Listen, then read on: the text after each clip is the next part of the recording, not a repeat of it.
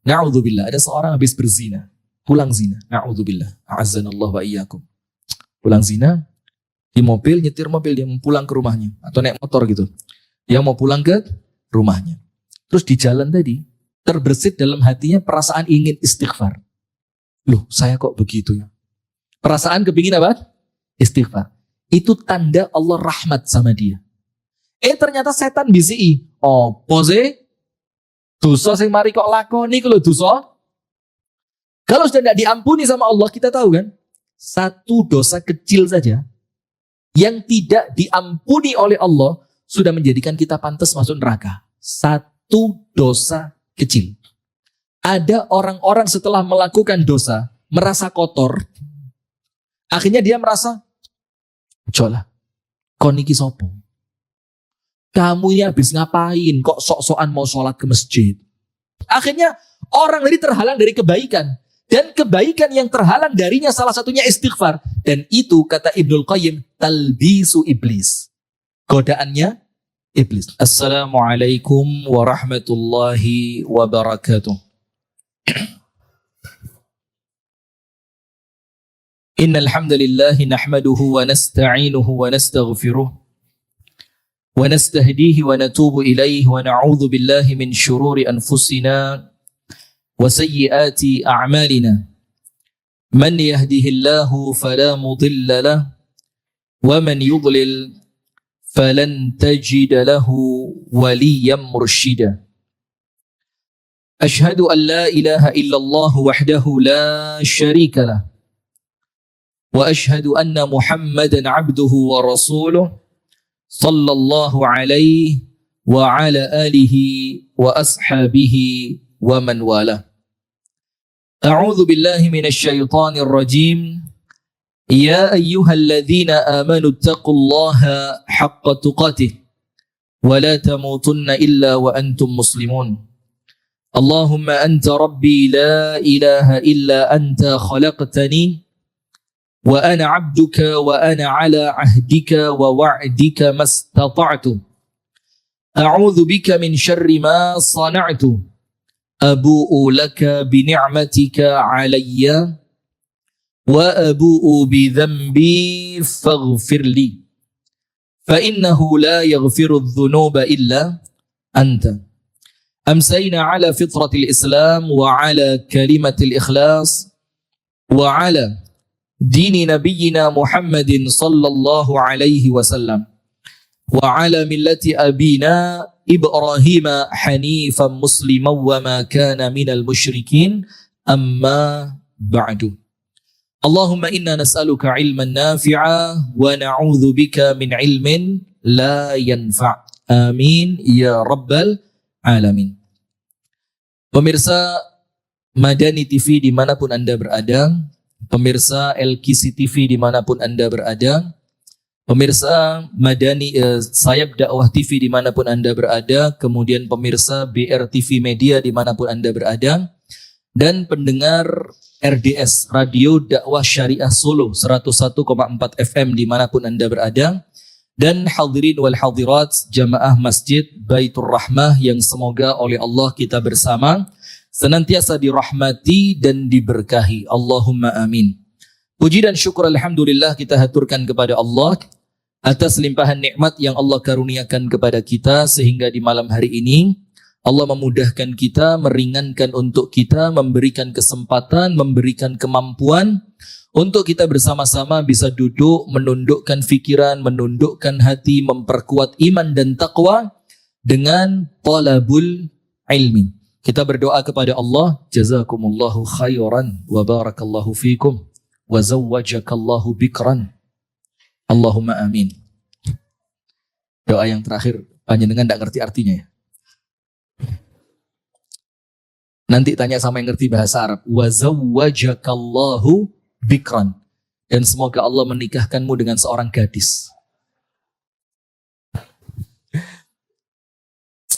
Kalau kata Syekh Utsaimin, tidak boleh doain orang yang orangnya tidak berkenan. Seperti contohnya mendoakan orang mudah-mudahan nikah lagi ya. Tapi orangnya tidak pengen. Itu tidak boleh. Tapi saya rasa tidak ada orang tidak pengen. Ya, maka hukumnya jadi boleh. Baik, Jadi kita bersyukur kepada Allah di malam hari ini dipertemukan dalam rangka talabul ilmi. Dan kita berdoa kepada Allah, semoga apa yang kita amalkan mendatangkan ridha dari Allah. Dan duduknya kita di majelis ini oleh Allah dijadikan sebagai ibadah dan penggugur dosa. Amin ya rabbal alamin. Salawat beriring salam semoga tercurah dan terlimpahkan kepada suri tauladan kita, kekasih kita bersama, Nabi besar, Nabi agung, An-Nabi Muhammad sallallahu alaihi wasallam. Beserta seluruh keluarganya, beserta seluruh istrinya, beserta seluruh sahabatnya, dan seluruh di antara umat dan pengikutnya yang setia menjalankan sunnah dan ajarannya ila yaumil qiyamah. Hadirin sekalian, tema kita adalah dahsyatnya istighfar. Nah, saya tidak akan membahas terlalu dalam mengenai fadilah-fadilah istighfar karena terulang, betul tidak? Istighfar itu memudahkan urusan, istighfar itu menjadikan setiap kesulitan kita oleh Allah diberikan kemudahan. Istighfar itu mendatangkan rezeki dari tempat dan arah yang tidak diduga. Itu insya Allah antum lebih tahu dari ana, karena sudah terulang. Nah, termasuk cerita Imam Ahmad bin Hanbal dengan Khabbas. Tahu Khabbas? Tukang roti, tahu enggak? Nah, itu kan juga terulang. Bagaimana ada seorang tukang roti yang kemudian mempersilahkan Imam Ahmad nginep di rumahnya. Karena Imam Ahmad terusir dari masjid. Gitu kan, malam-malam Imam Ahmad keluar rumah, kemudian sholat maghrib, sholat isya, setelah isya masjidnya ditutup seperti Baitur Rahmah. Nggak aman. Masjidnya ditutup, maka Imam Ahmad disuruh pergi. Dibilang, kami tidak kenal siapa kamu, karena zaman dulu kan orang tidak tahu ini Imam Ahmad, karena tidak ada foto, tidak ada medsos, segala macam. Maka Imam Ahmad keluar dari masjid tadi. Sampai di tengah jalan ketemu seorang laki-laki tukang roti. Dibilang, kamu mau kemana? Tidak tahu. Ya sudah, kamu nginep di rumah saya. Kasih kamar, segala macam. Ketika Imam Ahmad mulai mau istirahat, si tukang roti itu kalau bahasa Inggrisnya nguleni roti. Apa nguleni itu? Membuat adonan roti. Dia, apa ya bahasa Indonesianya ya? Nguleni itu apa? Susah ya, kita ganti bahasa nasional aja ya. Apa? Nguleni itu apa? Susah ya. Ya pokoknya dia mempersiapkan bahan untuk membuat roti. Dan ketika itu Imam Ahmad mendengarkan si tukang roti tadi Khabbas, itu tidak berhenti istighfar. Astagfirullah, astagfirullah. Terus sampai Imam Ahmad ini penasaran. Tanya, mulai kapan Anda melakukan seperti ini? Setiap Anda mengaduk adonan roti, Anda beristighfar. Dibilang, sudah lama. Terus Imam Ahmad tanya, dalam keadaan orang itu tidak tahu ini Imam Ahmad. Tahu enggak kamu kalau keutamaannya istighfar, dengan istighfarmu ini Allah kasih untuk kamu apapun yang kamu mau. Tahu? Sudah? Sudah katanya. Saya tahu dan saya dapat semua yang saya inginkan. Illa wahid, kecuali satu. Saya kepingin sudah lama ketemu yang namanya Imam Ahmad bin Hanbal. Tapi sama Allah sampai sekarang belum kunjung dikabulkan. Apa kata Imam Ahmad? Subhanallah, Allahu Akbar, istighfaruka jalabani ila baitik. Istighfar kamu yang narik saya untuk datang ke rumahmu. Saya ini tadi kata Imam Ahmad, tiba-tiba menjelang azan maghrib tidak tahu, kayak pengen keluar aja. Saya tidak tahu mau kemana. Akhirnya saya jalan, ketemulah masjid, saya sholat di sana sampai isya. Setelah sholat isya saya diusir, saya ketemu kamu, dipersilahkan nginep di rumah kamu. Dan akulah orang yang kamu cari selama ini, akulah Ahmad bin Hanbal. Itu orang berdua akhirnya peluk-pelukan. Itu tentang keutamaan istighfar. Termasuk sekali istighfar menghapuskan dosa seluas langit. Orang yang istighfar akan mendatangkan cinta dari Allah. Itu sudah perkara-perkara yang Anda terulang. Nah, sekarang saya mau ambil satu materi serupa itu. Tapi kemudian dari sisi yang berbeda. Tetap istighfar, tetap tobat, intinya minta ampun kepada Allah, tapi dari sisi yang berbeda, agar kesannya tidak terulang. Opo sih kok istighfar maneh? Bahkan orang disuruh istighfar sekarang, Mbak, ngamuk. Loh aku mari lapo, kok kongkon istighfar ibu? Iya kan? Nah, maka sekarang saya bacakan ucapan Al-Imam Ibnul Qayyim tentang istighfar dan taubat. Ibnul Qayyim mengatakan, فَإِذَا أَرَادَ اللَّهُ بِعَبْدِهِ خَيْرًا فَتَحَ لَهُ أَبْوَابَ التَّوْبَةِ. Ini ciri ketika Allah menginginkan seseorang itu mendapatkan kebaikan, oleh Allah orang itu akan diringankan beristighfar. Jadi kalau tiba-tiba ya, kadang-kadang kan kita ini zikir itu Pak, itu bukan kemauan kita, tapi dorongan hati. Kayak moro-moro kepingin gitu, terasa enggak? Kayak tiba-tiba kita kayak ringan gitu istighfar. Tiba-tiba kayak ringan gitu baca subhanallah walhamdulillah wala ilaha illallah wallahu akbar. Tiba-tiba kayak ringan gitu sholat sunnah. Dan itu semua ketika tiba-tiba Anda tergerak tanpa kemudian Anda merasa ini ada apa. Tiba-tiba lisan itu kok pengen istighfar ya. Sampai kadang-kadang panjenengan pakai alat yang di jari itu, yang dicetek, hitungan untuk zikir itu, Anda kadang-kadang astagfirullah, astagfirullah. Gak kerasa, moro-moro sudah sampai 700, sampai 1200, bahkan ada yang sampai 5000. Karena lagi tergerak hatinya untuk apa? Istighfar. Itu tandanya apa? Dikatakan oleh Ibnul Qayyim, ketika Anda tergerak untuk beristighfar, itu tanda saat itu Allah sedang memiliki kemauan baik untuk Anda. Allah sedang menginginkan kebaikan untuk Anda. Kemudian disebutkan oleh Al-Imam Ibnul Qayyim Al-Jauziyah, waqad takunu as-sayyi'atu sababu rahmatillah. Dan terkadang kata Ibnul Qayyim, orang yang tergerak istighfar itu kan otomatis sambil dia istighfar itu sambil mikir kan, ini dosa apa yang saya istighfari? Pernah nggak begitu? Pasti kan? Misalkan kita ini matanya kurang terjaga, susah untuk menundukkan pandangan. Atau mungkin telinga kita susah untuk ditahan, yang didengarkan itu sesuatu kalaupun tidak haram minimal sia-sia. Iya apa enggak? Kalaupun tidak haram minimal apa? Sia-sia. Duduk di warung kopi ngalor ngidul, apalagi Baitur Rahmah mau bikin kopi juga ya. Ini usulan bagus ini si Pak Takmir gini. Nanti belakang sana kasih tempat duduk, ada kopi, tapi kopinya yang digiling loh ya. Jangan digunting. Kalau kopi gunting yang garai loro weteng. Karena kopi itu digiling bukan digunting. Kalau kopi gunting, betul apa enggak? Enggak boleh. Astagfirullahaladzim. Baik, insyaAllah semuanya tidak ada kembung, tidak ada sakit ya. Sehat walafiat. Amin. Sudah? Maka ketika kita beristighfar, itu akan lebih afdolnya teringat di sini Pak. Saya ini istighfar untuk dosa yang mana? Karena ketika Anda memunculkan dosa sembari Anda beristighfar, maka Anda dapat dua. Anda dapat dua. Nomor satu, Anda mendapatkan keutamaan istighfar. Dan yang kedua, Anda mendapatkan ampunan dari dosa yang sedang Anda fikirkan tadi. Astagfirullah, tadi kok saya ngomongnya kurang baik. Astagfirullah, tadi waktu jalan sempat kelihatan sesuatu yang seharusnya tidak boleh dilihat. Jadi sembari Anda beristighfar, itu bukan sekedar otomatis, pokok gano artine, sekedar kalimat istighfar yang keluar sia-sia. Seperti apa? Seperti buih di lautan. Lah, itu tidak ada artinya. Tapi istighfar kita itu masuk ke dalam hati, ya Allah, aku salah. Ya Allah, hamba perlu pertolongan darimu untuk menghapuskan kesalahan itu. Ya Allah, kesalahan ini apabila tidak mendapatkan ampunan darimu, maka akan mendatangkan bencana untukku. Kemudian muncul kesadaran, astagfirullah. Maka tentu akan lebih baik istighfar itu bukan cepet-cepetan mengejar kuantitas.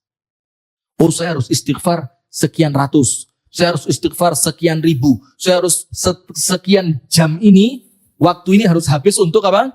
Istighfar. Itu tidak lebih baik dibandingkan orang yang istighfarnya sedikit, tapi dalam.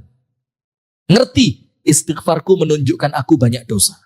Istighfarku menunjukkan bahwa aku memiliki Allah yang maha pengampun. Istighfarku menjadikan aku merasa takut dengan dosa yang telah aku lakukan. Istighfarku adalah harapanku agar Allah memberikan ampunannya kepadaku. Itu semakin dalam makna istighfar yang Anda masukkan ke dalam hati, semakin berkualitas istighfar Anda. Itulah kenapa ketika Rasulullah SAW sholat malam, itu kan jumlahnya tidak banyak. Apanya yang banyak? Bacaan ayatnya. Sampai ada sahabat, ada dalam satu riwayat Anas bin Malik, dalam riwayat yang lain Mu'ad. Banyak riwayatnya. Sahabat ikut sholat tahajudnya Nabi Muhammad. Apa yang terjadi? Fahamam tusu. Sahabat ini ngomong apa? Sampai saya berniat jelek, kepingin tak tinggal. Kenapa? Satu rakaat itu 2 juz seperempat. Bahkan lebih. Al-Baqarah tok 2 juz seperempat. Ditambahi surat berikutnya, ditambahi surat berikutnya. Kemudian ada sahabat lagi datang sama Ibunda Aisyah tanya, wahai Ummal Mukminin, ceritakan kepadaku bagaimana sholatnya Rasulullah. Ibunda Aisyah tanya apa? Jangan tanya bagus dan panjangnya. Kalian akan apa? Ya akan merasa berat untuk mengikutinya. Itu Rasulullah. Jumlahnya tidak sampai bombastis. Rasulullah sholat tahajud 1000 rakaat dalam satu malam. Nah. Bahkan dalam kitab Bulughul Maram, Ibunda Aisyah mengatakan tidak lebih di dalam dan di luar Ramadan dari berapa rakaat? 11. Tapi panjangnya, bagusnya, khusyuknya. Karena yang Allah cari bukan kuantitasnya tapi apa? Kualitas. Nah, maka dikatakan boleh jadi kesalahan yang Anda lakukan kemudian memunculkan kesadaran untuk beristighfar, itu sebab datangnya rahmat Allah untuk Anda. Jadi ternyata kesalahan itu bisa justru narik rahmatnya siapa? Allah. Tapi ingat, yang narik rahmatnya Allah jangan salah paham. Bukan kesalahannya, tapi apa yang Anda lakukan setelah Anda melakukan kesalahan. Saya ulang ya. Jadi jangan, berarti kesalahan ini narik rahmatnya Allah. Lek ngono tak salah terus saya. Bukan, tapi apa? Apa yang Anda lakukan setelah Anda mengaku diri Anda melakukan kesalahan. Nabi Adam. Tahu Nabi Adam? Di surga makan buah yang oleh Allah dilarang. Wala taqrabu hadhihi syajarata fatakuna minadh dhalimin. Yang satu ini jangan dideketin. Nanti kamu salah, nanti kamu zalim. Akhirnya diganggu sama setan, kemakan itu buah. Turun kemana? Ke dunia. Allah yang ngajari Nabi Adam bagaimana minta ampunnya. Apa kata Allah? Fatalaqa Adamu min rabbihi kalimatin fataba alaihi. Allah ajarkan kepada Nabi Adam alaihi salam untuk mengucapkan beberapa kalimat yang dengan kalimat itu Allah beri tobat untuk Nabi Adam. Kalimatnya apa? Rabbana zalamna anfusana wa illam taghfir lana wa tarhamna lanakunanna minal khasirin. Yang doa ini disebutkan oleh Ibnul Qayyim juga, ini sebab kalau doa oleh Allah cepat dikabulkan. Maka banyak orang berdoa mesti diselipi apa? Rabbana zalamna anfusana wa illam taghfir lana wa tarhamna lanakunanna minal. Tapi sayangnya metune otomatis gak kerasa. Yang kita mau itu Anda rasain. Rabbana zalamna anfusana. Mikir, oh iya, tadi melakukan ini saya zalim. Tadi melakukan ini saya zalim. Tadi waktu sholat saya merasa ini saya zalim. Tadi sebelum sholat saya begini saya zalim. Tadi ada waktu luang saya tidak pakai baca Al-Quran saya zalim. Dirasain Rabbana zalamna anfusana. Ditambahi wa illam taghfir lana. Kalau sampai tidak engkau ampuni ya Allah. Kalau sudah tidak diampuni sama Allah, kita tahu kan? Satu dosa kecil saja yang tidak diampuni oleh Allah sudah menjadikan kita pantas masuk neraka. Satu dosa kecil. Kenapa begitu? Karena tidak akan masuk surga kecuali orang yang bersih. Maka itulah fungsinya neraka untuk apa? Untuk apa? Mensucikan. Nah makanya kalau ada satu yang tidak Allah ampuni, wa illam taghfir lana, kalau sampai tidak engkau ampuni ya Allah, wa tarhamna, dan karena tidak dapatnya kami ampunanmu, maka engkau tidak merahmati kami. Gak ada ceritanya orang gak diampuni kemudian dirahmati, gak ada. Maka ampunan Allah turun dengan istighfar kita tadi, baru orang yang diampuni itu adalah orang yang Allah rahmati. Maka bilang, wa illam taghfir lana wa tarhamna, lanakunanna minal khasirin. Pasti kami rugi. Nah, kemudian hadirin, kesalahan tadi itu menjadi sebab rahmatnya Allah. Kenapa? Karena setelah dia salah, dia ngerti, oh, ini kesalahan tidak boleh didiemin. Kesalahan ini pasti mendatangkan keburukan. فَمَنْ يَعْمَلْ مِثْقَالَ ذَرَّةٍ خَيْرًا يَرَهُ وَمَنْ يَعْمَلْ مِثْقَالَ ذَرَّةٍ شَرًّا يَرَهُ. Apa artinya syarra yara? Sedikit, sekecil apapun kesalahan yang Anda lakukan, pasti ada dampaknya. Nah, maka dengan itu dikatakan oleh sebagian salaf apa? Wa inni asaitu rabbi. Ketika aku bermaksiat kepada Allah, apa yang terjadi? Fanadhartu athara dzalika fi khuluqi dabbati wa imraati. Ketika aku melakukan maksiat, secara langsung itulah Allah tampakkan dampaknya pada kendaraanku dan pada istriku. Ketok dampaknya. Mobil tidak ada apa-apa tiba-tiba rusak. Untuk hitungan mobil masih sehat, masih muda. Baru jalan kira-kira 15.000 kilometer. Secara tahun mungkin baru dipakai mungkin setengah tahun. Normalnya hitung-hitungan manusia mobilnya tidak mungkin rusak. Tiba-tiba ada kendala di mesinnya, hati-hati. Atau istri, tiap hari menyenangkan, ketemu senyum, nyambut, mas mau makan apa? Mas mau minum apa? Disambut. Ini hari itu Anda datang, istri tiba-tiba, mas mau tak makan? Loh. Jadi berubah sudah. Maka hati-hati, kata para salaf apa? Itu pasti karena faman ya'mal mithqala dzarratin syarran yara. Allah tampakkan dampak dari dosa itu. Imma fid dunya wa imma fil akhirah. Boleh jadi di dunia, boleh jadi di akhirat. Nah, karena kesadaran dosa itu mendatangkan dampak buruk, akhirnya kita takut kan? Saya punya misanan. Lah bukan misanan. Uminya dia misanan sama saya. Berarti dia ya katakanlah ponaan gitu ya. Sudah, tapi seusia sama saya, seumuran. Cuma beda setahun. Sekolahnya bareng. Sudah, masuk pondok bareng saya. Dia tidak kuat keluar. Saya dipaksa umi saya suruh kuat. Akhirnya tidak keluar. Sudah sama-sama nikah, ketemu. Dia ada masalah ini, masalah segala macam, cerita. Ki, anak iki, kati dadi wong apik, tapi angel. Angel. Dia dadi wong nakal, wedi ana. Lah repot ya. Dadi wong apik, angel. Dadi wong nakal, wedi. Terus saya tanyain, kepinginmu apa? Loh, lek kepingin yo apik. Lah terus, kenapa gak latihan? Gak iso. Bukan gak iso, kamu ndak mau mulai. Kenapa begitu? Karena satu langkah kebaikan yang kita lakukan akan mendatangkan langkah-langkah yang berikutnya. Walladzina jahadu fina lanahdiyannahum subulana. Orang yang mau sungguh-sungguh sama Allah dikasih jalan. Berarti kalau ada orang ngomong, saya tidak bisa sholat tahajud. Tidak sungguh-sungguh dia. Dan Allah tahu mana orang yang niatnya tulus, mana yang niatnya main-main. Oh, saya kalau di poligami tidak bisa. Oh, tidak sungguh-sungguh Anda. Kalau Anda sungguh-sungguh bisa Anda. Betul Pak? Pak, betul Pak? Saya datangnya ibu-ibu, bapak-bapak itu. Anda baru ngomong betul, sudah takut ya. Nah, sudah. Artinya begitu. Terus saya tanya lagi. Terus nakal ya apa? Kalau nakal kenapa? Ya takut. Di dunia kok di konangan ketangkep polisi, di akhirat melbu merokok. Nah, Anda tahu enggak?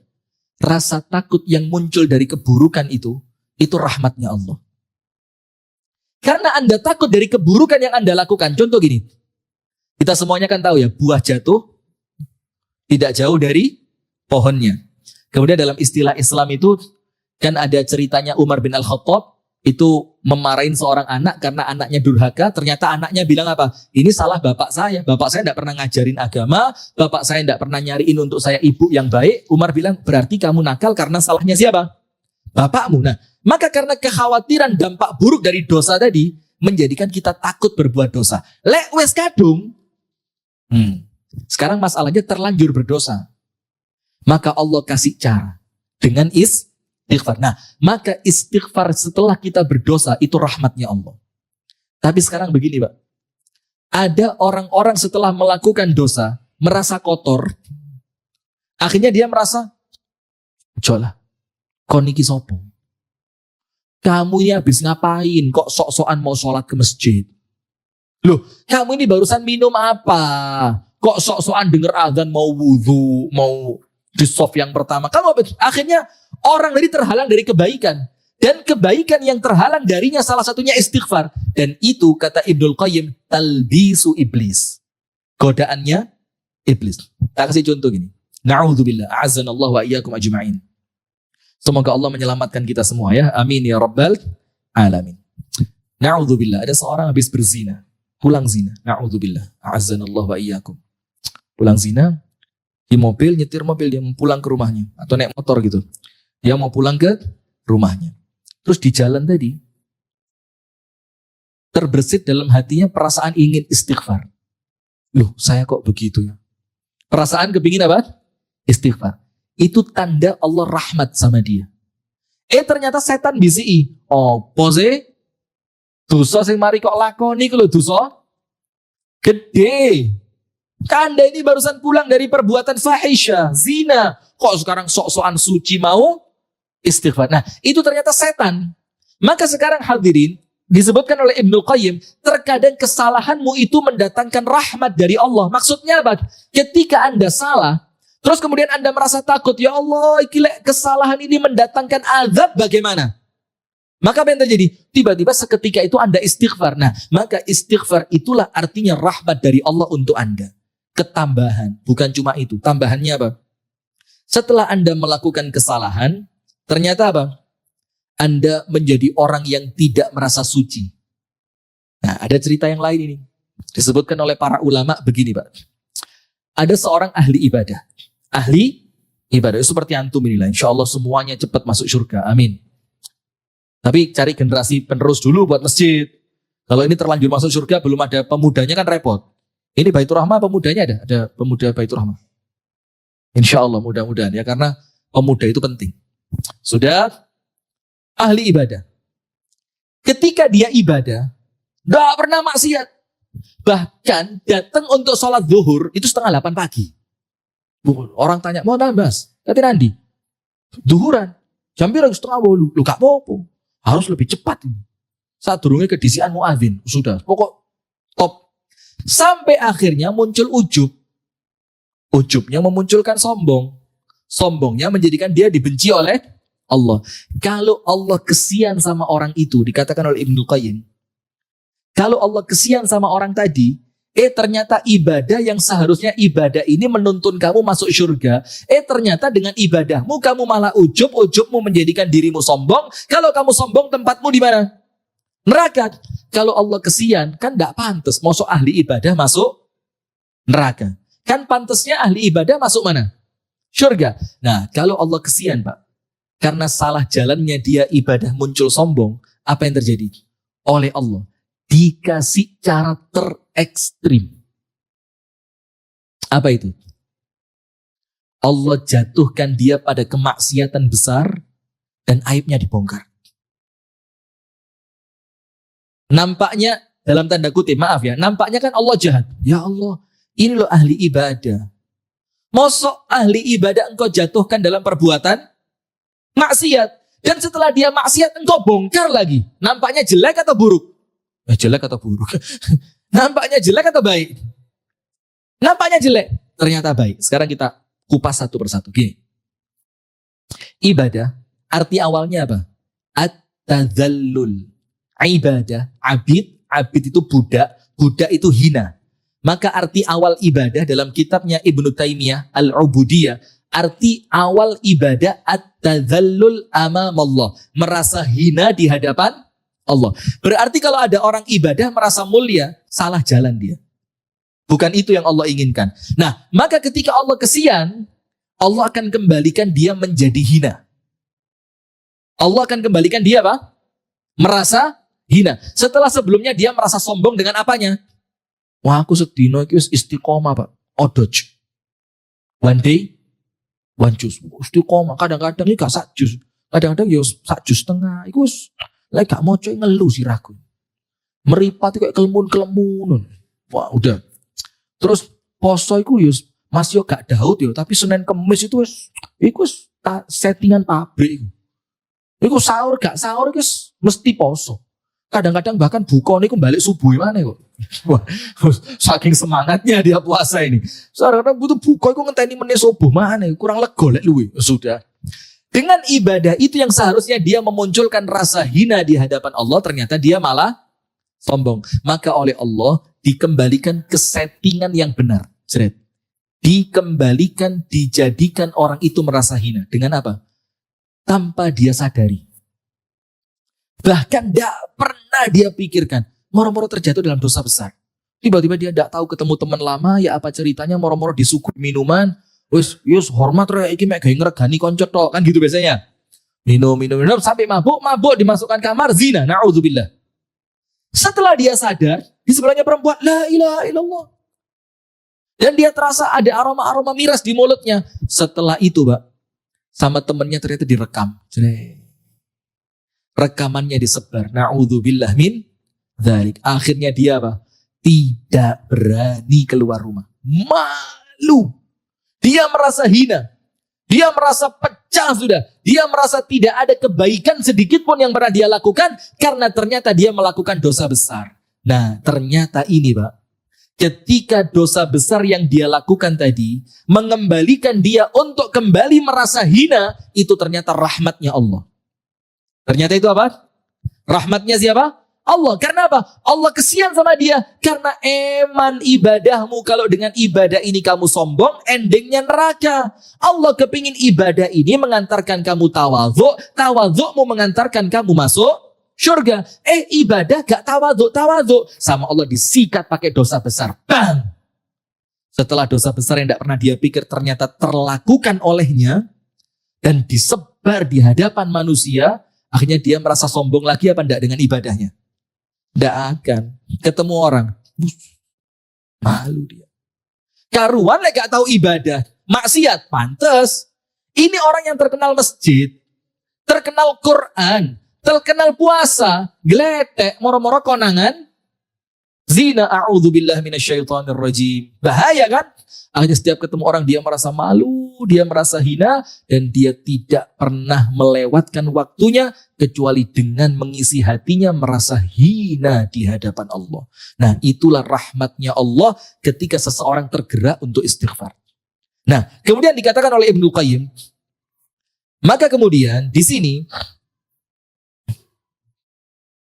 fa innal 'arifina kulluhum majmu'una 'ala anna at-tawfiq alla yakiluka Allah Ta'ala ila nafsik.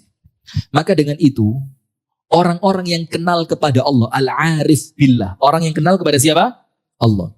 Itu maka mereka oleh Allah dipaksa. Dan bahasa kasarnya begitu ya, dalam tanda kutipnya ya.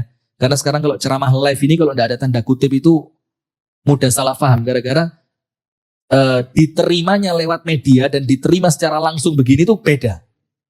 Guyonnya itu maka riskan kalau tidak dijelaskan secara detail. Dalam tanda kutip oleh Allah dipaksa untuk orang yang arif dengan Allah itu tidak pernah merasa cukup dengan dirinya. Begini. Ketika dia merasa cukup untuk masuk surga dengan ibadahnya. Coba, itu kan perasaan cukup dengan apa? Diri. Aku iki lek meninggal ya insya Allah surga lah Pak. Belas lo gak tahu maksiat. Paling dosa ya dosa-dosa kecil. Ibadah itu Masya Allah. 5 waktu itu istiqomah di masjid itu lebih dari 20 tahun. Begitu. Akhirnya dengan ibadahnya tadi, dia merasa cukup dengan dirinya tanpa pertolongan Allah untuk bisa masuk surga. Tahu gak ceritanya orang Yahudi? Yang diceritakan sama Nabi Muhammad sebelum zamannya Nabi Muhammad, mulai lahir procot sampai meninggal dunia, ibadah tidak pernah maksiat. Pernah dengar? Ketika Allah wafatkan dia, Allah firmankan kepada para malaikat, masukkan dia ke dalam surga dengan rahmatku, ya kan? Orangnya protes kan? Dibilang, enggak ya Allah. Aku masuk surga dengan apa? Amalku. Kata Allah, enggak. Rahmatku. Dia bilang, amalku. Terus sama Allah, malaikat diperintah, ya sudah. Biar dia tahu. Kalau mengandalkan amal, tempatnya dia bukan surga tapi mana? Neraka. Loh, kok bisa masuk neraka ya Allah? Ditimbang harga satu nikmat mata. Yang harga satu nikmat mata ini ditimbang untuk bayar satu nikmat mata dengan ibadahnya dia mulai lahir sampai wafat tidak pernah maksiat. Ternyata harga satu nikmat mata jauh lebih mahal, tidak terbayar. Baru hamba itu ngerti, naam ya Allah, ternyata saya masuk surga karena apa? Rahmatmu. Ini kan bahasa kasarnya dipaksa ngerti sama Allah. Dimasukkan mana dulu sampai dia baru ngerti?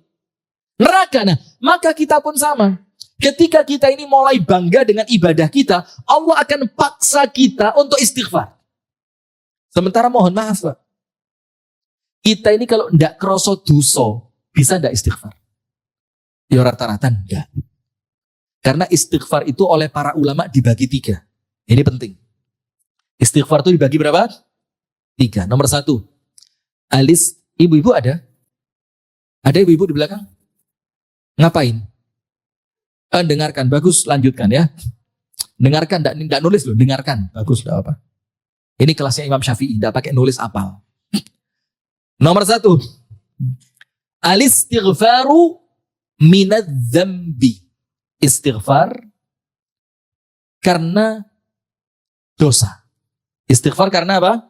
Dosa. Bagus enggak? Ya luar biasa bagusnya. Tapi ini bagus level yang paling bawah. Ada yang lebih bagus? Ada. Nomor 2. Apa? Al-istighfar ala taksir fil ibadah. Istighfar karena ibadahnya dianggap kurang sempurna. Betul apa enggak? Zikir pertama kali setelah kita selesai salam dari sholat apa? Anda habis ngapain kok istighfar? Habis ibadah loh. Ngapain istighfar? Ngapain? Anda tidak mari ngerasani kok. Sholat isinya apa? Al-Quran, doa, zikir, tasbih, takbir, kan gitu. Loh kenapa kok istighfar? Karena kita yakin, Pak. Ibadah kita tadi 100% sempurna atau ada kurangnya? Ya kurang pol kita. Bukan ada kurangnya, kurang pol. Kadang-kadang rokaat pertama khusyuk sudah. Rokaat kedua nyamuk liwat. Itu roh mare asini kurang adem, nyamuk melbu loh. Nah karena kurang khusyuknya dalam ibadah, maka kita apa? Istighfar. Doa keluar dari kamar mandi apa? Ghufranak. Ampuni hamba ya Allah. Anda di kamar mandi ngapain sih? Anda ke kamar mandi kan tidak macam-macam. Buang hajat. Selesai keluar. Loh ngapain Anda pakai istighfar? Orang itu manusiawi kok. Karena ada waktu yang ketika Anda di kamar mandi tadi, Anda tidak maksimal ibadah. Boleh baca Quran di kamar mandi?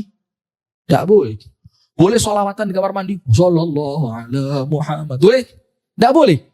Yang waktu itu kalau Anda tidak di kamar mandi, Anda bisa ibadah maksimal. Karena Anda di kamar mandi, Anda tidak mampu ibadah maksimal dengan umur yang Allah kasih yang tidak bisa mundur, maju terus. Maka Anda tutup kekurangan ibadah dari waktu yang Anda ke toilet tadi dengan apa? Istighfar. Ampuni ya Allah, tadi tidak maksimal karena saya sedang di kamar mandi. Itu istighfar yang kedua. Keren. Lebih keren dari yang pertama. Kalau pertama istighfar karena apa? Dosa. Nomor 2 istighfar karena ibadahnya dianggap kurang sempurna. Ini lebih keren. Dosa gak, tapi ngaku ibadahnya tidak sempurna. Istighfar yang paling keren. Nomor 3. Istighfarnya Nabi besar Muhammad Sallallahu alaihi wasallam. Nabi Muhammad saya mau tanya. Apakah beliau punya dosa? Enggak. Namanya apa? Maksum. Terbebas dari dosa. Tapi beliau istighfar. Padahal tidak punya dosa. Ibadahnya Nabi Muhammad sempurna atau kurang? Oh sempurna. Tapi Nabi Muhammad istighfar. Dosa tidak punya. Ibadah sempurna. Kok tetap istighfar? Istighfarnya apa? Syukur? Enggak, belum tentu. Kurang tepat. Istighfarnya untuk ibadah. Karena yang nyuruh istighfar siapa? Allah. Berarti ketika perintah Allah kita lakukan, kita beribadah apa enggak? Ibadah. Maka istighfarnya Nabi Muhammad bukan karena dosa, istighfarnya Nabi Muhammad bukan karena kurang sempurnanya ibadah, tapi istighfarnya beliau, ini istighfar murni sebagai bentuk ibadah.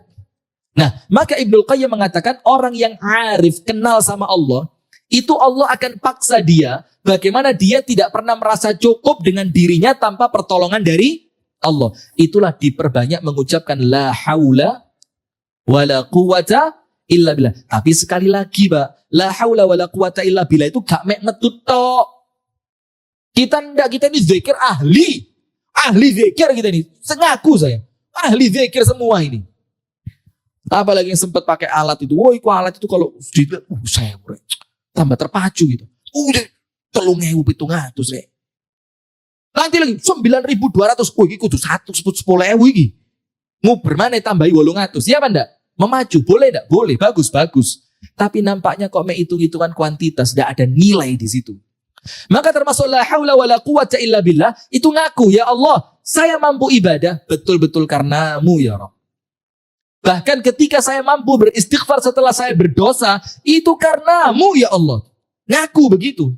La haula wala quwata illa billah. Akhirnya sama Allah dipaksa. Bagaimana supaya ahli ibadah ini tidak merasa cukup dengan dirinya? Bagaimana caranya Allah? Kembali seperti yang tadi. Dibikin dia melakukan dosa.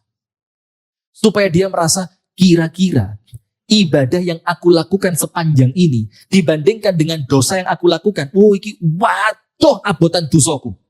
Jauh lebih berat apa? Dosa saya. Akhirnya dia merasa apa? Berarti kalau saya sendirian nggak cukup. Saya harus megang siapa? Allah Ta'ala. Itu al-arif billah, orang yang kenal sama Allah. Maka disebutkan di sini, orang yang arif kepada Allah, itu Allah akan jadikan dia tidak pernah merasa cukup dengan diri dan amalnya. Maka oleh Allah dipaksa dengan apa tadi? Merasa berdosa. Nah, maka saya sampaikan, jujur Pak, ini saya sampaikan dari dalam hati. Kita ini yang ahli masjid, ini yang justru paling rawan masuk neraka. Dibandingkan mereka yang di luaran sana, itu justru kalau mereka sukses, mereka bilang apa? Ini tidak mungkin kalau karena saya ini. Mau sholat, gak pernah. Megang Quran, sama sekali. Senin Kemis, oh jangan kan Senin Kemis. Daud itu tidak ngerti. Kok Daud apa? Ayamul Bid itu tidak ngerti saya. Tahajud, tahajud, duha aja tidak pernah kok.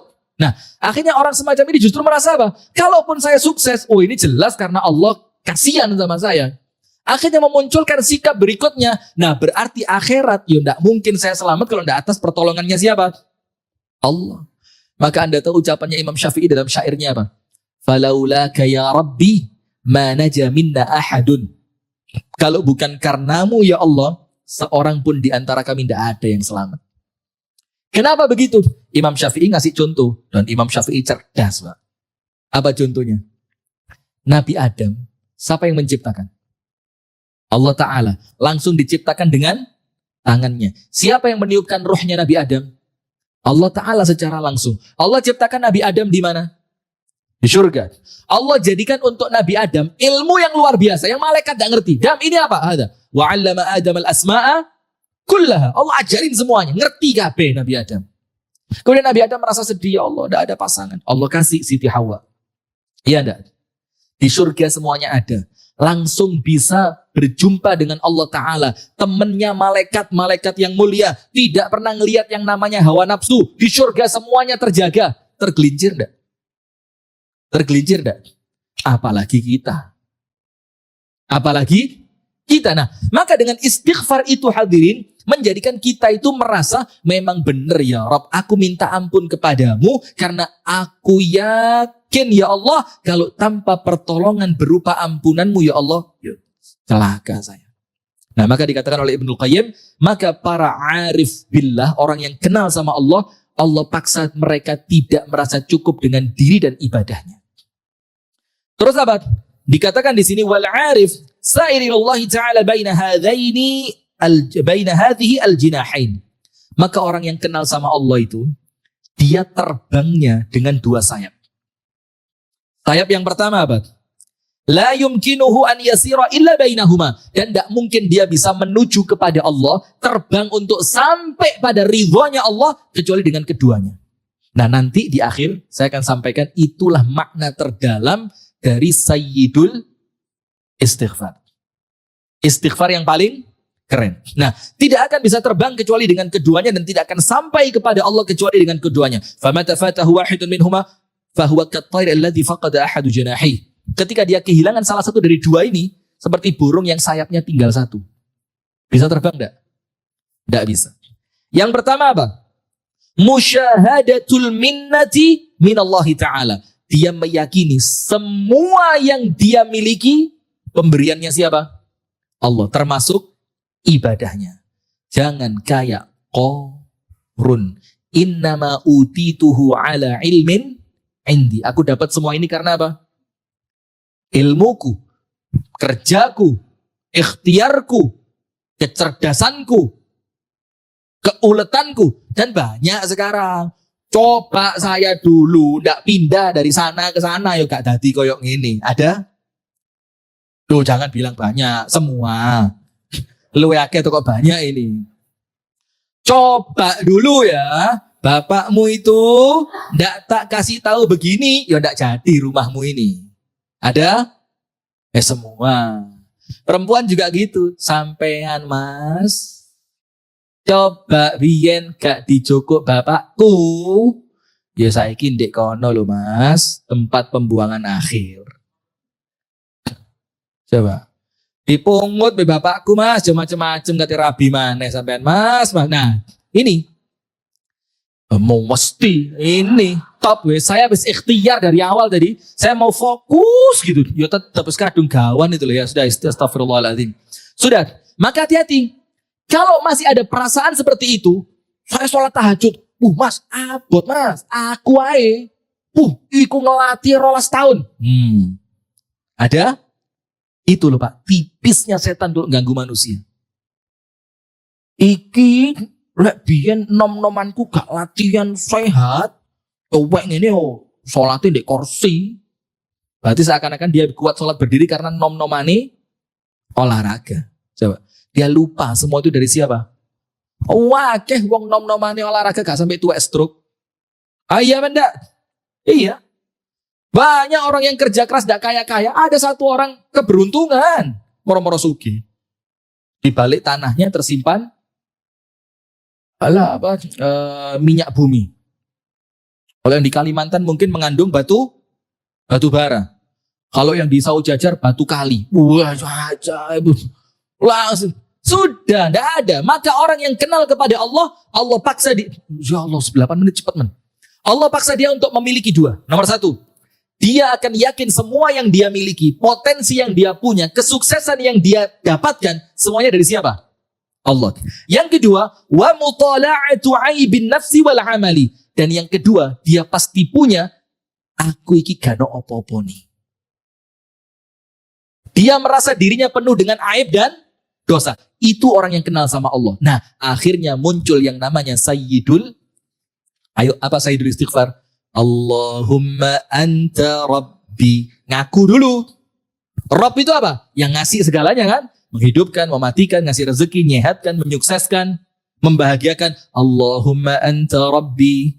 La ilaha illa anta. Kalau sudah ngaku yang ngasih Allah, maka tidak ada yang berhak disujudi kecuali engkau ya Allah. Khalaqtani. Yang menciptakan aku engkau ya Allah. Wa ana abduka. Dan aku ini ngaku hambamu. Maka ketika itu kita lupa jadi hambanya dunia, ndak. Jadi hambanya mobil Mercy, ndak. Jadi hambanya apa lagi? Ndak, lepas semua. Wa ana abduka wa ana ala ahdika wa wa'dika. Ingat ada tambahannya. Mas tata'tu. Kalau kita ini ngaku hamba, hamba itu punya kewajiban Pak, bukan ngaku hamba tapi sak karepe. Bukan hamba itu, maka ngaku, aku punya perjanjian denganmu ya Allah. Tapi maaf ya Allah, semampuku. La yukallifullahu nafsan illa. Nah di situ kan ngaku bahwa kita tidak bisa sempurna. Abu'u laka bini'matika alayya. Hamba ngaku ya Allah. Semua nikmat yang hamba rasakan darimu. Wa abu'u bidhambi. Dan aku mengaku dosa-dosaku. Dua kan? Yang pertama mengaku semua pemberian dari siapa? Allah. Yang kedua mengaku kekurangan diri sendiri. Maka ucapannya apa? Faghfirli. Maka dengan semua pengakuan ini ya Allah, aku mengaku engkau Rabb. Aku mengaku engkau ilah. Aku mengaku aku adalah ciptaanmu. Aku mengaku aku adalah hambamu. Aku mengaku aku memiliki perjanjian denganmu. Tapi semua itu ya Allah, semampuku ya Allah. Kenapa kita ngomong semampuku? Karena kita ngaku kita lemah. Fa innahu la yaghfiru dzunuba illa anta. Maka pantas kalau ini oleh Nabi Muhammad dibilang apa? Sayyidul Istighfar. Barang siapa membaca di waktu pagi, yakin dengan kandungan isinya, wafat sebelum malam, tempatnya mana? Surga. Kenapa? Arif, kenal sama Allah. Dan barang siapa membaca di waktu petang, yakin, ngerti isinya, wafat sebelum pagi. Tempatnya dia di mana? Surga. Nah itulah hadirin, maka hati-hati. Ibadah, kalau mendatangkan kesombongan, Allah paksa kita untuk kembali mengaku hina. Kalau Allah sayang. Tapi dosa yang kita lakukan, justru bisa menjadi datangnya rahmat dari Allah. Ketika dosa itu menggerakkan kita untuk mengaku aku lemah, maka aku perlu istighfar. Barakallahu fikum. Semoga ada manfaatnya. Kurang lebihnya saya mohon maaf. Hadanallahu wa iyyakum ajma'in. Subhanakallahumma wa bihamdika. Asyhadu an la ilaha illa anta. Astaghfiruka wa atubu ilaik.